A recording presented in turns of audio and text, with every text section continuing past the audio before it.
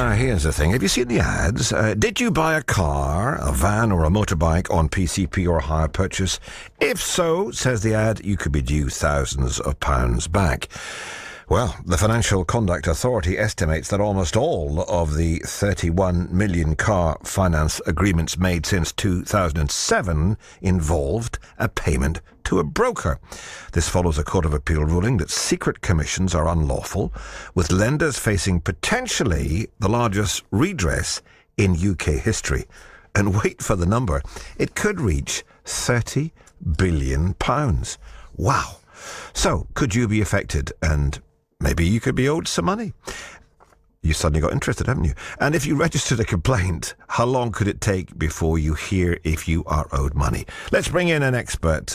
Sentinel Legal is in Peterborough. Mike Arnall is there, part of the team which secured the landmark legal ruling. Morning, Mike. Morning.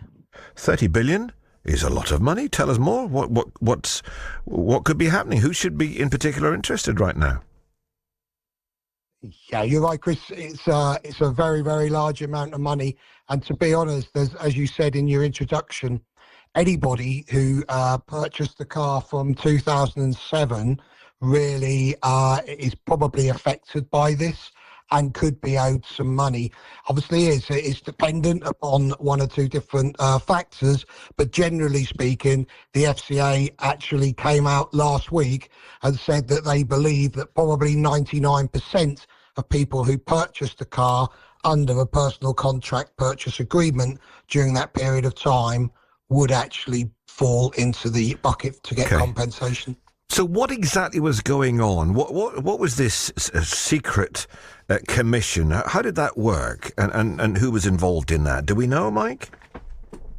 Yeah, we do. And it was anything for sort of from your very big dealers like Mercedes, Volkswagens, all the way down to the smaller dealerships as well. And what was actually happening was that people were going in to buy a car, and unbeknown to them at the time of the purchase of the car, not only were they buying a car, but in most instances, they were buying a financial contract that ran alongside that car. And it's not actually unusual for the dealers to have made more money from the financial contract itself than they actually did from the sale of the car. So they were just really using the car sale to actually boast income from the contracts that they were selling on the finance. And that was where people were sort of led astray, if you like, or kept in the dark on these what are called secret or hidden commissions. I'm sure many people who've bought a car, most people will have at some point, I suppose, will think about that moment when you're talking to a car salesman. I don't think I've got this wrong, from a dealership, and they say, "Oh, and do you want finance?" And you say, "Well, actually, no." And if you're saying no, they suddenly look disappointed. They're selling you a car, but they're looking a bit disappointed because the finance was what it was all about, right? Yeah, that's correct. And, also what we have to bear in mind is that certain lenders were actually incentivizing the dealers to actually sell the finance. And so, it was in their interest really at the time, even if you had that money, laid in a deposit account or wherever, it was in their sort of interest to persuade you to take out a car loan rather than pay for it cash. And secondly, to obviously pay, in some instances, smaller deposits, so it increased the amount of the loan, therefore increasing the amount of their commission. Forgive me for being cynical here, Mike, but some very big companies were involved in this. This was an industry-wide, organised, scam's too strong a word, I suppose, but it was industry-wide and organised, right, by some powerful companies. Oh, yeah, we without a doubt.